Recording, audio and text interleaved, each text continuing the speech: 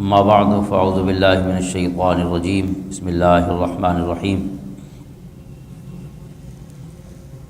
سبحان الذی اسری بعبدہ لیلا من المسجد الحرام الى المسجد الاقصى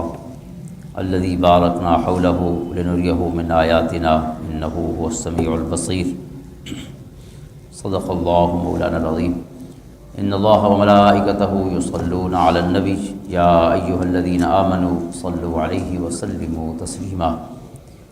اللہم صل علی سیدنا و مولانا محمد وعلی آل سیدنا و مولانا محمد افضل صلواتک بعدد معلوماتک و بارک وسلم۔ معزز و محترم حاضرین، سامعین و ناظرین، آج 26 رجب المرجب ہے اور معجزہ معراج النبی صلی اللہ تعالیٰ علیہ وآلہ وسلم کے حوالے سے جو احادیث ہیں اس کے تاریخ کے حوالے سے ان میں سے ایک تاریخ یہ ہے۔ ویسے مختلف تواریخ ہیں، مختلف مہینوں کا اور پھر مہینوں کی مختلف جو تاریخ ہیں ان کا ذکر اب ملتا ہے حدیث میں، لیکن معروف قول جو ہے وہ 26 رجب اور 27 رجب کی درمیانی شب ہے۔ بہرحال اللہ تعالیٰ اس کے پیارے رسول صلی اللہ علیہ وسلم بہتر جانتے ہیں صحیح تاریخ کے حوالے سے، لیکن سیرت کے خزانے میں بہت سی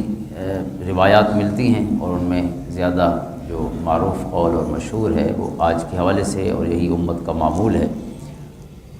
اور حضور صلی اللہ علیہ وسلم کے بہت سے معجزات ہیں، اللہ تعالیٰ نے آپ کو سراپا معجزہ بنایا ہے۔ قرآن کریم کا ارشاد ہے قد جاءکم برہان من ربکم، ہم نے آپ کو برہان بنا کے بھیجا ہے۔ حضور علیہ السلام برہان بن کر آئے ہیں، اور برہان قرآن نے معجزے کے لیے بولا ہے۔ فذالک برہانان من ربک، حضرت موسیٰ علیہ السلام کو 2 معجزے عطا فرمائے تو انہیں برہانان کہا ہے۔ تو باقی انبیاء کو تو معجزے عطا ہوئے ہیں، لیکن حضور علیہ السلام کی ذات گرامی کو سراپا معجزہ قرار دیا گیا ہے کہ آپ کی حیات مبارکہ ہر پہلو سے معجزہ ہے۔ سب سے بڑا معجزہ یہ ہے کہ آپ کی مبارک زندگی ہر ایک کے لیے اسوہ حسنہ ہے۔ لقد کان لکم فی رسول اللہ اسوۃ حسنہ، قیامت تک کا کوئی بھی شخص ہو، کسی شعبے سے اس کا تعلق ہو، عمر کے کسی حصے میں ہو یا اور کوئی بھی اس میں ڈفرینس ہو سکتا ہے، اس کے سوچ کے حوالے سے، اس کی طبیعت اور مزاج کے حوالے سے، لیکن ہر ایک کے لیے حضور علیہ السلام ہی اسوہ حسنہ ہیں، اور سب کی زندگیوں کے لیے حضور کی مبارک زندگی میں کامل نمونہ موجود ہے۔ یعنی ایک شخص ہو اور وہ امیر کے لیے بھی نمونہ ہو، اور غریب کے لیے بھی نمونہ ہو، بادشاہ کے لیے بھی نمونہ ہو، اور غلام کے لیے بھی نمونہ ہو، یا رعایا کے لیے بھی نمونہ ہو، پڑھے لکھے کے لیے بھی، ان پڑھ کے لیے بھی، اور مختلف شعبہ زندگی سے تعلق رکھنے والے لوگوں کے لیے۔ تو یہ خود ایک معجزاتی شان ہے آپ کی کہ آپ کی زندگی میں ہر ایک کو مکمل روشنی ملتی ہے۔ دوسرا یہ ہے کہ آپ کی جو زندگی ہے، مبارک حیات ہے، وہ کامل ہے ہر لحاظ سے۔ اس کو آپ بالکل خالصتاً سوشل یا اپنے اکنامک پوائنٹ آف ویو سے دیکھیں، یعنی معاشرتی اور سماجی حوالے سے، معاشی حوالے سے، عموماً جو مصلحین ہوتے ہیں دنیا میں، ان مصلحین کی زندگیاں اصلاح کرنے والوں کے لیے، مذہبی لوگوں کے لیے تو ان میں کچھ روشنی ہوتی ہے، لیکن عام لوگوں کے لیے، باقی لوگ جو عموماً معاشرت سے یا معیشت سے جڑے ہیں یا کسی اور سیکولر شعبے سے جڑے ہیں، ان کے لیے کوئی نمونہ عمل نہیں ہوتا، لیکن آپ کی حیات مبارکہ مذہب سے جڑے لوگوں کے لیے بھی کامل نمونہ ہے، اور عام جو زندگی میں جینے والے لوگ ہیں، یعنی دینی اور دنیاوی دونوں لحاظ سے آپ کی زندگی کامل بھی ہے، متوازن بھی ہے،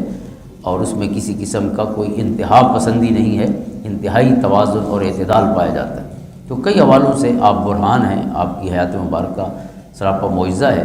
لیکن اگر اس حوالے سے دیکھا جائے کہ اللہ تعالیٰ نے تمام انبیاء کو معجزات عطا فرمائے ہیں، تو حضور علیہ السلام کو جو معجزات عطا کیے گئے وہ اس حوالے سے بھی ایک حضور علیہ السلام کے لیے امتیازی شان رکھتے ہیں کہ آپ کے معجزات حد و شمار سے باہر ہیں۔ 1200 کے قریب معجزات ہیں آپ کے، جو مختلف کتب میں بیان کیے گئے ہیں، جن میں دلائل النبوہ امام بہقی کی، حافظ ابو نعیم کی، یا شواہد النبوہ کے نام سے کتابیں ہیں، معارج النبوہ، مدارج النبوہ، خصائص کبریٰ امام سیوطی رحمۃ اللہ تعالیٰ علیہ کی، حضرت یوسف بن اسماعیل نبہانی کی معجزات رسول صلی اللہ علیہ وآلہ وسلم کے حوالے سے کتاب ہے۔ تو اس طرح کل ملا کے جو صحابہ کرام علیہم الرضوان نے حضور کے معجزات بیان کیے وہ 1200 کے قریب ہیں، لیکن ان میں ایک معجزہ ایسا ہے جو ایک خاص شان رکھتا ہے، اور وہ ہے معجزہ معراج النبی صلی اللہ علیہ وآلہ وسلم، اور اس لحاظ سے وہ منفرد ہے باقی معجزات جو کثرت سے آپ کے اللہ تعالیٰ نے ظاہر فرمائے، کہ باقی جتنے معجزات ہیں وہ دیکھنے والوں نے بیان کیے، یعنی جو اس وقت سامنے موجود تھا، جس کے سامنے حضور صلی اللہ علیہ وسلم کی مبارک انگلیوں سے پانی کے چشمے جاری ہو گئے، تو دیکھنے والوں نے وہ رپورٹ کیا اور آگے پہنچایا۔ اسی طرح آپ کے دعا کے لیے ہاتھ اٹھے اور اللہ تعالیٰ نے فوراً ہی آسمان کو بادلوں سے گھیر دیا اور بارش برسنا شروع ہو گئی، اور 8 دن تک بارش برستی رہی۔ بخاری مسلم کی یہ حدیثیں ہیں۔ اس طرح کئی اور واقعات، حضور صلی اللہ علیہ وسلم نے ہاتھ پھیرا اور ٹوٹی ہوئی ہڈی جڑ گئی، حضرت علی اور مرتضیٰ رضی اللہ عنہ کی آنکھیں ایسی ٹھیک ہوئیں کہ پھر کبھی انہیں کوئی تکلیف نہ ہوئی حضور کے لعاب دہن کی برکت سے۔ تو جو دیکھنے والے تھے انہوں نے وہ معجزہ دیکھا اور پہنچایا، لیکن معجزہ معراج ایک ایسا معجزہ ہے کہ جہاں دیکھنے والا کوئی نہیں تھا۔ جن کے گھر میں حضور تشریف فرما تھے، حضرت ام ہانی رضی اللہ تعالیٰ عنہ، وہ بھی نہیں دیکھ پائیں۔ وجہ یہ ہے کہ لیلن، تھوڑے سے عرصے میں قرآن کہتا ہے کہ رات کا ایک پل تھا جس میں آپ گئے اور پھر واپس بھی آ گئے مسجد حرام سے مسجد اقصیٰ تک، اور پھر آگے کا سفر جو احادیث میں بیان ہوا ہے سدرۃ المنتہا تک، پھر فکان قاب قوسین او ادنیٰ، تیسرا مرحلہ جو ہے۔ تو یہ تمام سفر جو ہے یہ کوئی ہفتوں مہینوں میں نہیں ہوا، اور ساتھ کوئی نہیں تھا، جو تھا وہ اللہ کے فرشتے تھے، نہ ان سے کوئی مل سکتا ہے، نہ ان سے کسی کا انٹریکشن ہو سکتا ہے، اور یا پھر وہ ہستی جو اپنے محبوب کو یہ سارا سفر کرانے والی ہے وہ اللہ کی ذات ہے۔ سبحان الذی اسریٰ بعبدہ، پاک ہے وہ پیارا رب جو لے گیا راتوں رات اپنے بندہ خاص کو من المسجد الحرام الی المسجد الاقصیٰ، مسجد حرام سے مسجد اقصیٰ تک، الذی بارکنا حولہ، جس مسجد کے آس پاس ہم نے برکتیں جو ہیں وہ اللہ تعالیٰ نے وہاں بکھیر رکھی ہیں، اور پھر فرمایا لنریہ من آیاتنا، تاکہ ہم انہیں اپنی نشانیوں میں سے کچھ نشانیوں کا مشاہدہ کرائیں۔ انہ هو السمیع البصیر، بے شک وہ سننے والا اور دیکھنے والا ہے۔ تو اس میں رب کائنات نے آپ کو جو سفر کرایا ہے اس پہ ظاہر ہے اس سفر کا کوئی شاہد نہیں ہے، کوئی گواہ نہیں ہے، لہٰذا یہ معجزہ اس طرح منفرد ہے کہ یہ معجزہ حضور نے خود بیان کیا ہے، اور کوئی معجزہ حضور نے بیان نہیں کیا۔ 2 معجزے ڈیفرنٹ ہیں تمام معجزات میں، ایک قرآن کریم ہے جو زندہ معجزہ ہے اور قیامت تک کے لیے موجود ہے، اس لیے اعجاز قرآن پر، یعنی قرآن کے معجزہ ہونے پر بھی کثرت کے ساتھ احادیث ہیں، اور معراج شریف کی بھی کثرت کے ساتھ احادیث ہیں۔ اور پھر حضور صلی اللہ علیہ وسلم نے جو خود بیان کیا ہے، ایک دفعہ بیان نہیں کیا، آپ نے اس معجزے کو جب تک دنیا میں تشریف فرما رہے اس تاریخ سے لے کر جب اللہ نے آپ کو یہ اعزاز عطا فرمایا، آپ کے وصال تک مختلف مجالس میں، مختلف محافل میں، مختلف سفروں میں بھی اور حضر کی حالت میں بھی حضور اس سفر کے مختلف حصے خود بیان فرماتے رہے۔ پہلا حصہ قرآن نے یہاں وضاحت کے ساتھ، صراحت اور قطعیت کے ساتھ بیان کیا ہے، جو زمینی سفر ہے، 1461 کلومیٹر تقریباً فاصلہ ہے مسجد حرام اور مسجد اقصیٰ کا۔ آج کل گوگل میپ پہ چیک کریں، اور اس میں پیدل اگر کوئی شخص مسلسل چلے تو یہ 17 دن اس کو لگیں گے، لیکن اس وقت جو قافلوں کا سفر تھا، قافلے دن میں 30 سے 35 کلومیٹر طے کرتے تھے یا 40، اس وجہ سے 3 دن کا جو سفر ہے جب بندہ مسافر بنتا ہے تو وہ 98.5 کلومیٹر ہے، یعنی 100 کلومیٹر رفلی۔ تو قافلے مہینے میں طے کرتے تھے یہ 1500 کلومیٹر کا جو فاصلہ ہے، اور حضور صلی اللہ علیہ وسلم رات کے کچھ حصے میں، لیلن کی جو تنوین ہے، یہ 2 زبر ہیں، یہ بھی معنی رکھتے ہیں، ان کا مفہوم ہے قلیل عرصہ، رات کا ایک لمحہ، اس میں آپ گئے اور واپس بھی آ گئے اتنا لمبا سفر کر کے۔ تو لہٰذا یہ کسی انسان سے اس وقت تو مزید ممکن نہیں تھا، آج بھی ممکن نہیں ہے۔ تو اتنا بڑا دعویٰ آپ نے پیش فرمایا، تو دعوے کے لیے اللہ تعالیٰ نے اس لیے حضور کے نام سے اور تذکرے سے اس واقعے کو شروع نہیں کیا، بلکہ اپنی ذات گرامی کے تعارف اور اپنی تعریف و ثنا سے اور اپنی تقدیس سے اللہ نے اس کو شروع کیا ہے کہ اللہ ہر کمزوری سے پاک ہے، ہر خامی سے پاک ہے، اور رب کائنات جو جس کی صفت ہے کہ جو چاہے کر سکتا ہے، اور علی کل شیء قدیر جس کی صفت ہے، تو وہ لے گیا اپنے بندے خاص کو۔ لہٰذا حضور صلی اللہ علیہ وسلم کا یہ جو معجزہ ہے یہ صرف اللہ کی عطا ہے۔ اعتراض وہی کر سکتا ہے کہ جس کو اللہ کی قدرت پر اعتراض، چونکہ اللہ نے حضور کی طرف یہ سفر منسوب نہیں کیا، اپنی طرف منسوب کیا ہے کہ میں نے کرایا ہے۔ اسراء رات کے سفر کو کہتے ہیں۔ تو یہ اس سفر کے 3 حصے ہیں، پہلا اسراء ہے، دوسرا معراج ہے۔ معراج دراصل سیڑھی وہ کہتے ہیں، حضور صلی اللہ علیہ وسلم نے فرمایا وہ سیڑھی روحانی اور نورانی جس کے ذریعے اللہ کے پیارے بندوں کی روحیں جب قبض کی جاتی ہیں تو روح قبض ہونے کے بعد عالم بالا میں جب عالم ارواح میں پہنچتی ہے تو اسی سیڑھی کے ذریعے وہ روحیں سفر کرتی ہیں، جس سیڑھی کے ذریعے حضور تشریف لے گئے، یعنی معراج دراصل لفظی معنی ہی اس کا سیڑھی ہے۔ اور پھر وہ اگلا مرحلہ جو ہے حضرت نظام الدین اولیاء رحمۃ اللہ تعالی علیہ نے نام دیا ہے اس کو اعراج کا، کہ جو سدرۃ المنتہا سے اوپر کا آپ کا سفر ہے وہ اعراج ہے، یعنی اسراء، معراج اور اعراج، وہ عروج کہ جب فرشتہ بھی نیچے رہ گیا اور آپ اس سے بھی اوپر تشریف لے گئے۔ اور پھر قرآن کریم نے اس لیے اس سفر میں مشاہدہ کرانے اور دیکھنے کا ذکر بہت زیادہ ہے۔ لنوریہ من آیاتنا، سفر کیوں کرایا گیا؟ تاکہ اللہ آپ کو اپنی نشانیاں دکھائے۔ اور پھر سورۃ نجم میں جہاں اشارات و کنایات میں اس سفر کو بیان کیا گیا تو وہاں بھی دیکھنے کا ذکر ہے۔ ما زاغ البصر وما طغى، آپ کی آنکھ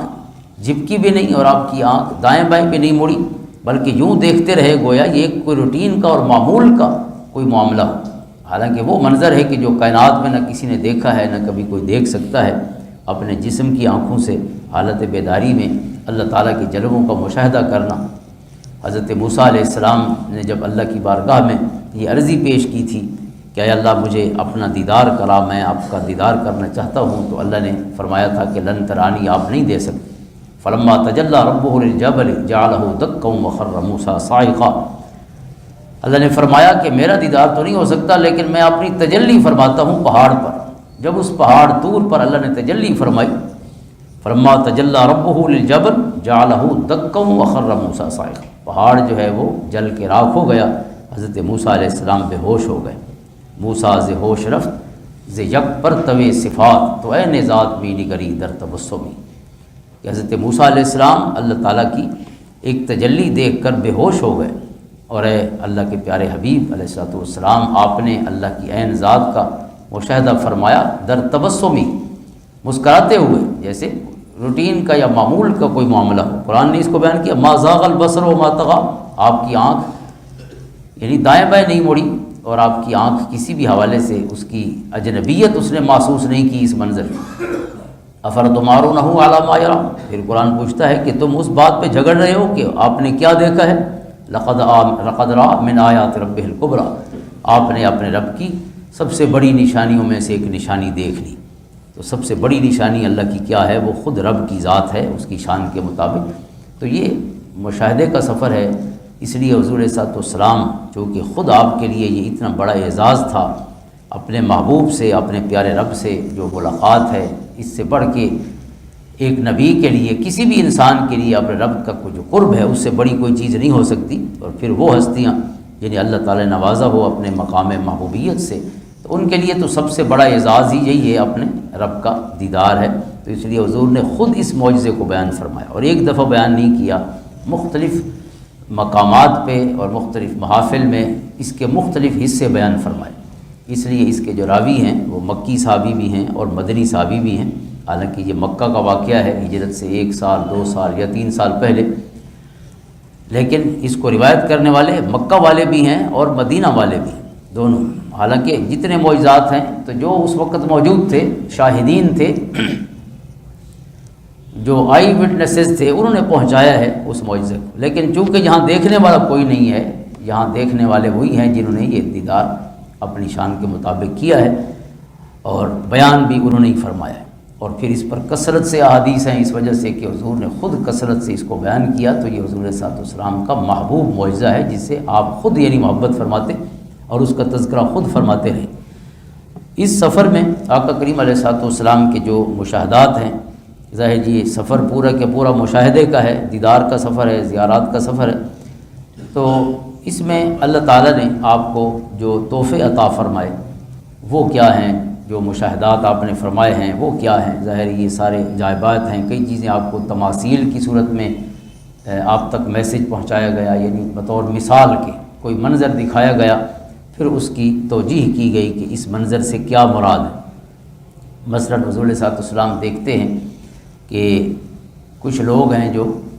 مختلف فصلیں کاشت کر رہے ہیں، اور جیسے ہی وہ کاشت کر کے فارغ ہوتے ہیں تو فصل تیار ہو جاتی ہے، پھر اسے کاٹنا شروع کر دیتے ہیں، اور جب کاٹ کے فارغ ہوتے ہیں تو وہ پھر دوبارہ سے وہ فصل جوان ہو جاتی ہے، پھر کاٹتے ہیں اور پھر اس کو برداشت کرتے ہیں، یعنی اٹھاتے ہیں۔ تو یہ سلسلہ ان کا جاری و ساری ہے۔ تو حضرت جبریل علیہ السلام نے اس کی وضاحت کی دو حوالوں سے کہ یہ اللہ کی طرف سے جو فوری اجر ہے یہ ان کے لیے ہے جو انفاق اللہ کے راستے میں پیسہ خرچ کرتے ہیں۔ اللہ تعالیٰ صدقے کا اجر جو ہے وہ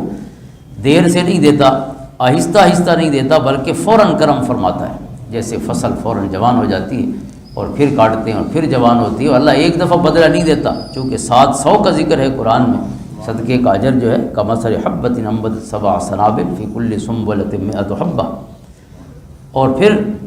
دوسرا انہوں نے کہا کہ یہ اللہ کے راستے میں جہاد کرنے والوں کا اجر ہے، وہ بھی اللہ تعالیٰ فوری عطا فرماتا ہے۔ انفاق اور جہاد کی پھر اس کی تعبیر کی گئی اس مثال کی جو آپ کو مشاہدہ کرائے گی۔ اسی طرح کچھ عجائبات آپ کو دکھائے گئے ہیں، کچھ چیزیں یعنی جو عموماً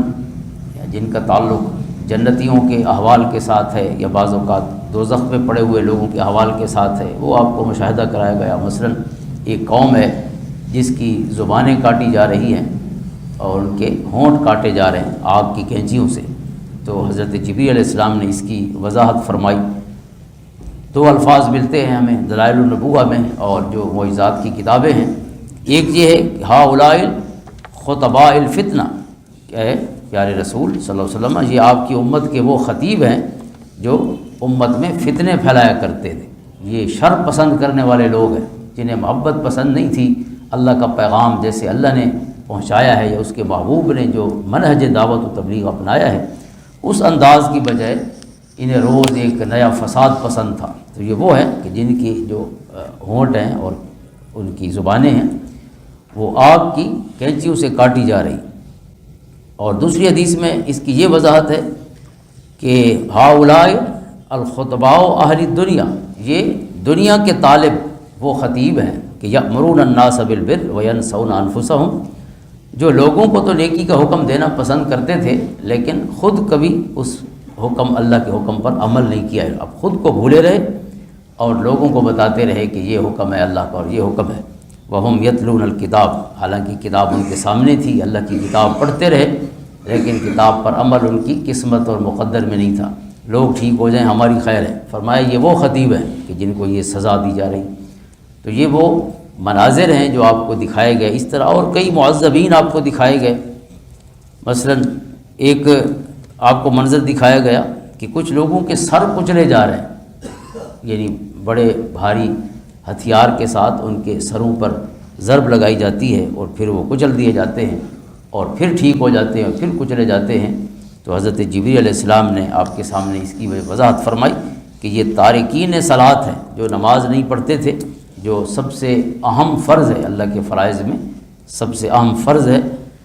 اقیم الصلاۃ، اقیم الصلاۃ، قرآن بار بار کہتا ہے کہ نماز قائم کرو، نماز قائم کرو۔ اور پھر قرآن کریم نے ایک جگہ فرمایا کہ جنتی لوگ جو ہیں وہ جہنمیوں سے پوچھیں گے ما سلککم فی سقر، آپ کو کیا چیز جہنم میں لے آئی ہے؟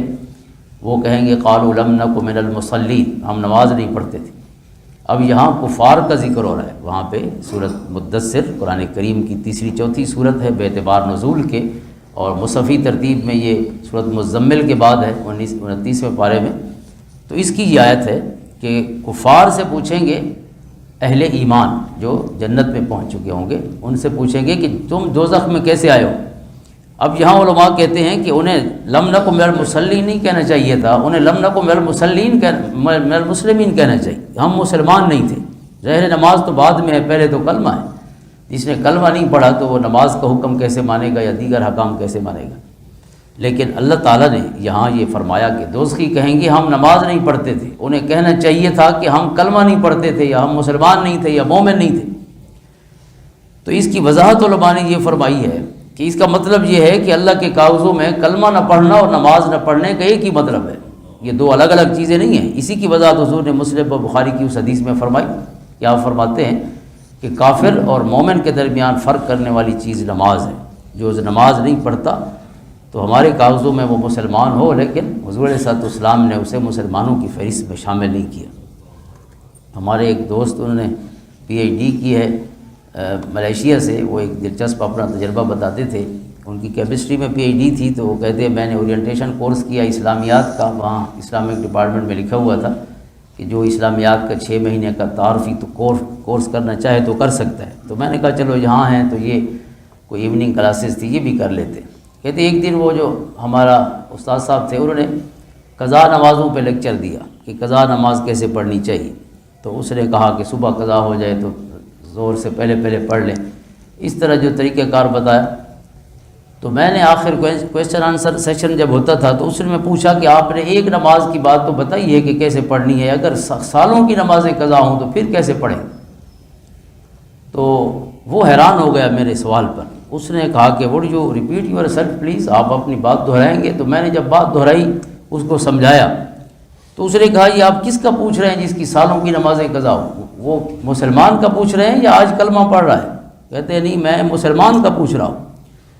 اس نے کہا استاد صاحب نے کہ آپ پہلے میرا مسئلہ حل کریں کہ جس کو اللہ کا نبی کہتا ہے مسلمان تب ہے جب نماز پڑھے گا، تو آپ اسے مسلمان کیوں کہہ رہے ہیں؟ کس ضابطے کے تحت کہہ رہے ہیں؟ کیونکہ مسلمان کا نام تو اللہ نے رکھا ہے یا اس کے رسول نے رکھا ہے، اور انہیں نام کے ساتھ کچھ پری ریکویزٹس بھی بتائے ہیں کہ مسلمان کس کا نام ہوگا. اللہ کے رسول فرماتے ہیں کہ کافر اور مومن کے درمیان فرق کرنے والی چیز نماز ہے. آپ کہتے ہیں اس نے سالوں نمازیں بھی نہیں پڑھی اور پھر بھی مسلمان ہے، تو پہلے آپ میرا مسئلہ حل کریں پھر میں آپ کا مسئلہ حل کروں. تو وہ شافعی المسلک ہیں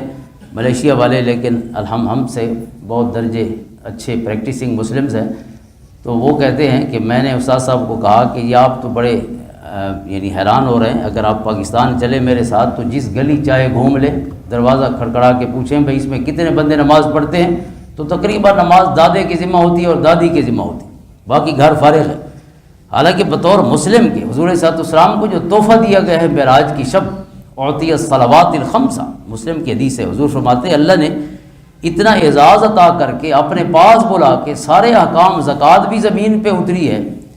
حج بھی زمین پہ اتری ہے، جتنے حقوق اللہ حقوق العباد ہیں سارے احکام زمین پہ اترے ہیں. ایک نماز ہے جو اللہ نے اپنے محبوب کو من کنز تحت العرش، عرش کے خزانوں سے خود تحفہ عطا فرمایا. اس کا مطلب ہے اللہ کے کارخانہ قدرت میں اس کی مہنگی کوئی دولت نہیں ہوگی اس سے، کیونکہ وہ ہستی ہے وَإِن مِّن شَيْءٍ إِلَّا عِندَنَا خَزَائِنُهُ، وہ فرماتا ہے میں سب خزانوں کا مالک ہوں،